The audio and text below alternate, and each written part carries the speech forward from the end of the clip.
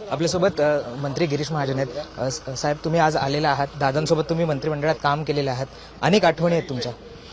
दादांबरोबर खाली 35 वर्ष झाले। दादा आणि मी 95 पासून आम्ही दोघे विधानसभेत सोबत आहोत। अनेक वर्ष ते मंत्री राहिले, मी सुद्धा 3 टर्म झाले मंत्री या ठिकाणी। पण अनेक आठवणी आहेत, म्हणजे अनेक आठवणी आहेत। दादांचा माझा खूप चांगला स्नेह होता। आपण कोणाला विचारा मंत्रिमंडळात तर कॅबिनेटमध्ये माझं आणि त्यांचं काहीतरी चकलस, म्हणजे काहीतरी ते मला टोमणे मारतील, बोलतील, काहीतरी माझी मजा घेतील, त्याशिवाय एकही कॅबिनेट होत नव्हती, एकही कॅबिनेट होत नव्हती। अतिशय स्नेहाचे, प्रेमाचे संबंध होते। भले आम्ही विरोधी पक्षात होतो, ज्या वेळेला विरोधी पक्षात होतो त्यावेळेला भांडणे तेवढे झाले माझे आणि त्यांचे 95 पासून, पण अतिशय स्नेहाचे संबंध, प्रेमाचे संबंध दादाचे माझे होते।